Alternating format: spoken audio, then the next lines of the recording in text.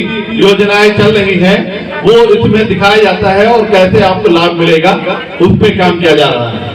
अब हम अभी साधु रावत जी ने कई विकास कार्य बताए कि हम लोग सड़कों पे तो निरंतर काम कर रहे हैं, सिंचाई पे भी निरंतर काम कर रहे हैं। ये सड़क कभी आपकी सिंगल रोड बहुत उबड़ खाबड़ हुआ करती थी, आप सभी लोग अच्छी तरीके से जानते हैं।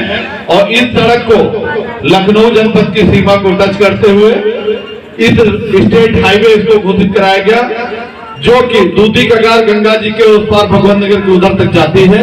ये स्टेट हाईवे का निर्माण कराया गया। बहुत ही खराब जीर्ण थी, अब आपको लखनऊ पहुंचने में बहुत ज्यादा समय नहीं लगेगा।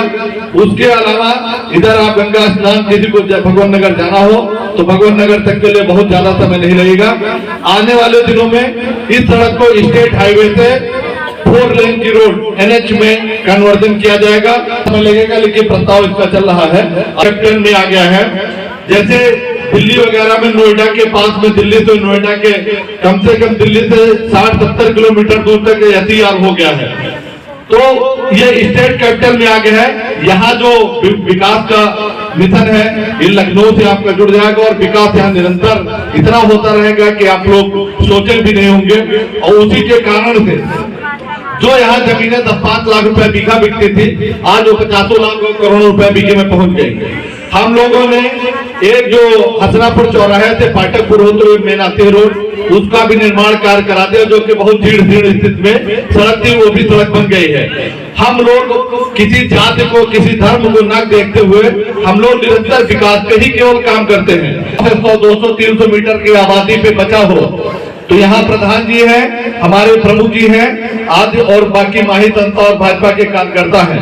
हम अनुरोध पूर्वक कहेंगे कि वो घरों की सूची बना करके दे दें तत्काल, बिना विलंब किए हुए।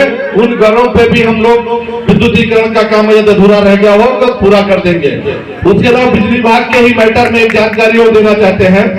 यदि किसी का विद्युत चोरी में अथवा किसी ने बिल न जमा किया हो तो उसके लिए कोई टीएस सिस्टम चल रही है, जिसको 18 जनवरी तक अभी डेट उसकी है अंतिम, जिसमें जितना भी दंड ब्याज है, पेनाल्टी है, उसका 80% छूट मिल जाएगा।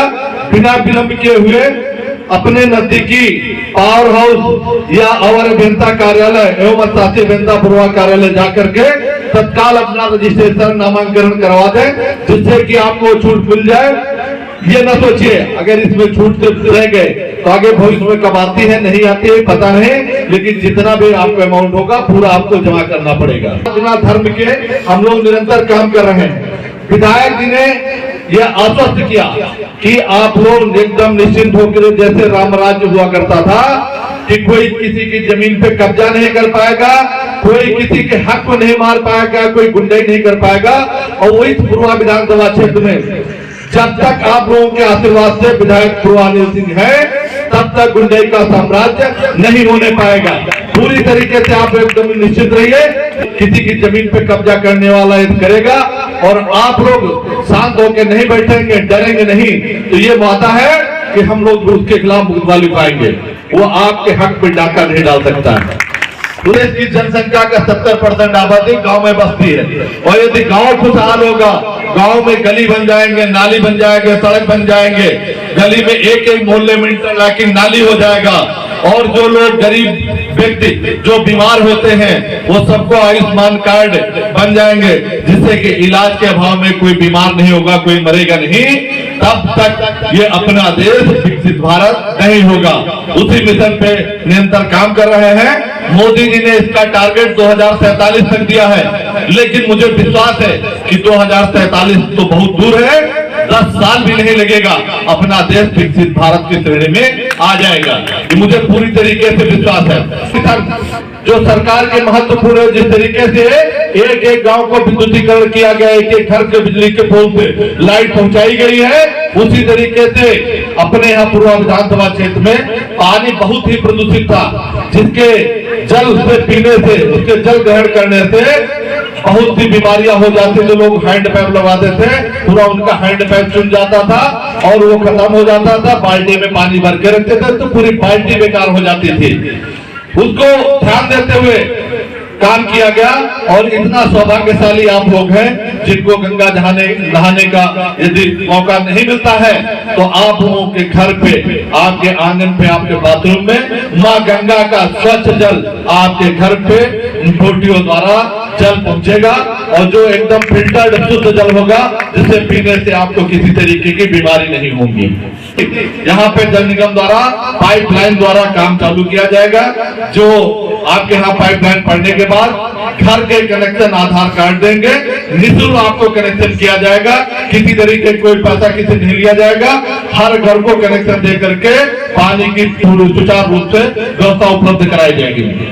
आस पड़ोस से, नाते रिश्तेदार से, महाजनों से पैसा लेकर के लोग अपना इलाज कराते थे, फिर भी इलाज नहीं हो पाता था पूरा और कर्ज में हो जाते थे, लोग दब जाते थे, बहुत उनको असुविधाएं होती थी।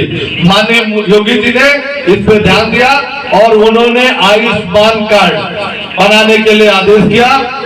जिनके भी यूनिट अभी पहले चरण में 6 यूनिट तक, जिनका 6 यूनिट है राशन कार्ड में, उनके प्रत्येक परिवार को सबको आयुष्मान कार्ड बनाया जाएगा जो 5 लाख रुपया की वैल्यू तक होगा।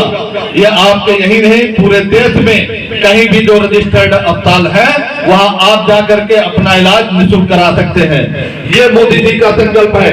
और एक चीज और बताना चाहते हैं, यदि कोई किसी गंभीर बीमारी से ग्रसित है जो कि आय करदाता या गवर्नमेंट एम्प्लॉय नहीं है, सरकारी कर्मचारी नहीं है, तो वो आदमी कोई भी परिवार हो किसी तरीके का निसंकोच कर करके आप विधायक जी के कार्यालय पे किसी हॉस्पिटल जो रजिस्टर्ड है, अपोलो है, मेदांता है, एसजीपीजीआई है, मेडिकल कॉलेज है या अन्य जो हॉस्पिटल है, वहां से एस्टिमेट बनवा करके लेके आइए।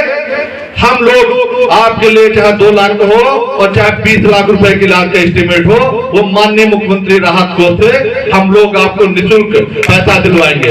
ये लोग शिकायत व्यक्त करते हैं लेकिन जानवरों के मुद्दे में एक चीज कहना चाहते हैं, थोड़ा कदम आप बढ़ाइए और थोड़ा कदम हम लोग बढ़ाएंगे, ये समस्या खत्म हो जाएगी।